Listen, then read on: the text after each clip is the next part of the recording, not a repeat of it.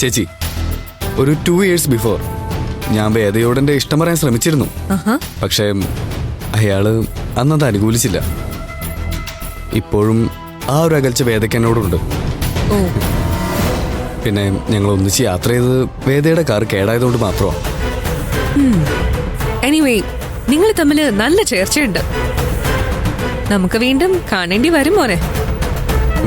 എന്തിന്? അതൊക്കെ പറയാം. വേദ നിന്നെ ഇഷ്ടപ്പെടാനുള്ള മാർഗങ്ങൾ നിനക്ക് ഞാൻ പറഞ്ഞു തരാം. അതാ ഞാൻ പറഞ്ഞത്, നമ്മൾ വീണ്ടും കാണും. അപ്പോ ചേച്ചി പോട്ടെ. നീ പേടിക്കൊന്നും വേണ്ട, അവള് നിനക്കുള്ളതാ.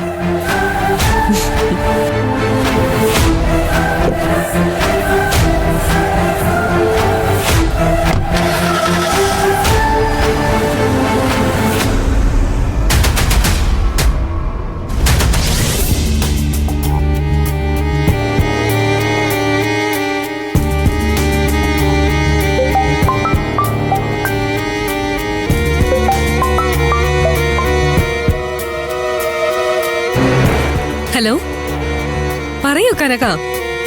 ഞാനിപ്പോ നല്ല സന്തോഷത്തിലാ. അവിടെ സന്തോഷമുള്ള എന്തെങ്കിലും വാർത്തയുണ്ടോ? മാഡം, കുറച്ചു മുമ്പ് നന്ദിനി തല ചുറ്റി വീണു. സൂര്യ സാർ അവളെ ഹോസ്പിറ്റലിൽ കൊണ്ടുപോയിട്ടുണ്ട്. എന്നിട്ട്? സൂര്യ സാർ ഇപ്പൊ വിളിച്ചിരുന്നു. നന്ദിനി ഗർഭിണിയാണെന്ന് ഡോക്ടർ ഉറപ്പിച്ചു. ഇവിടെ എല്ലാരും അറിഞ്ഞു മാഡം. ഏയ്, അതൊരിക്കലും നടക്കാൻ പാടില്ല. അവർക്കിടയിൽ ഒന്നും തന്നെ സംഭവിച്ചിട്ടില്ല എന്ന് അവൾ എന്നോട് പറഞ്ഞതാ.